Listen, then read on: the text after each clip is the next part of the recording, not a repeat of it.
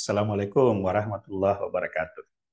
Video ini akan mengingatkan kamu akan satu doa yang biasa orang bilang sebagai doa Nabi Yunus.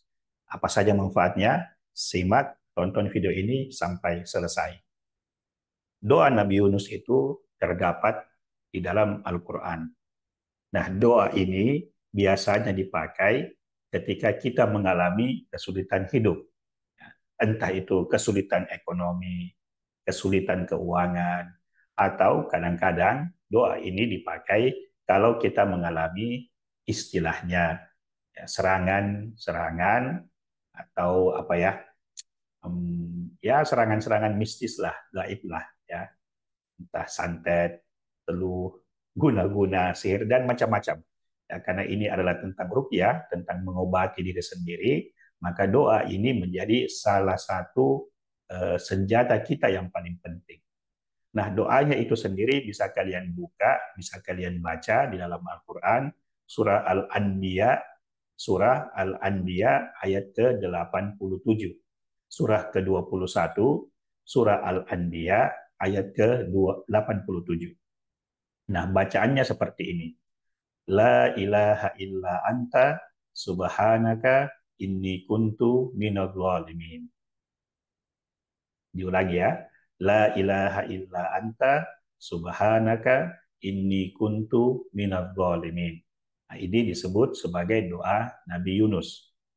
La ilaha illa anta subhanaka inni kuntu minadh dhalimin. Kamu bisa cek artinya dengan membuka Al-Qur'an yang itu tadi ya, surah ke-21, surah namanya adalah surah Al-Anbiya ayat ke-87. Bisa ketik di handphone kamu, bisa Google, supaya kamu bisa lihat ayat ini, tulisan Arabnya, tulisan Latinnya, maupun terjemahannya di dalam bahasa Indonesia.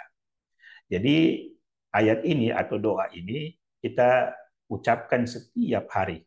Ya, kalau kita ingat ya kita ucapkan. Atau kamu setting di mana ada waktu-waktu tertentu, kamu setting di dalam pikiran, dalam otak bahwa ini harus saya ucapkan, harus saya baca ya, di dalam hati, di dalam pikiran kita. Itu supaya kita membentengi diri kita dari serangan-serangan, dari kesulitan-kesulitan hidup yang kita hadapi. Jadi kita bisa membentengi diri kita dengan menggunakan doa ini. Dan juga bisa kita gunakan untuk mengobati diri kita yang kena penyakit pikiran, yang kena penyakit perasaan. Nah, selain dari mengucapkan doa ini, seperti biasa, selalu kita ingatkan bahwa hidupkan selalu ihsan.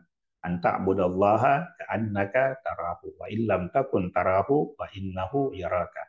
Ihsan itu adalah kita menyembah Allah dalam keadaan seolah-olah kita melihatnya. Jadi ketika kita mengucapkan doa ini, la ilaha illa anta, anta itu artinya engkau Allah ya. La ilaha illa anta subhanaka, kanya itu merujuk kepada engkau Allah. Inni kuntu minal zalimin, sesungguhnya aku merupakan bagian dari orang-orang yang menzalimi, menganiaya diri sendiri. Ketika kita ucapkan ini, ingatan kita, kesadaran kita tertuju kepada Allah seolah-olah kita melihat Allah Subhanahu wa taala. Doa ini juga bisa kita baca tanpa melafazkannya di dalam salat.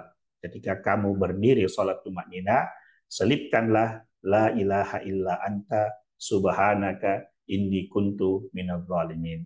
Kemudian kuatkan keyakinan bahwa kamu bisa berkomunikasi dengan Allah, berbicara langsung dengan Allah, dan Allah itu menjawab panggilanmu, menjawab doamu, menjawab permintaanmu.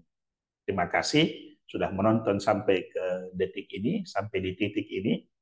Semoga ruqyah diri yang tanpa kesurupan, tanpa rasa sakit ini bisa membuat hidup kamu makin lebih baik, makin lebih sehat, dan bisa kamu jalani hidup ini dengan ringan tanpa beban. Assalamualaikum warahmatullahi wabarakatuh.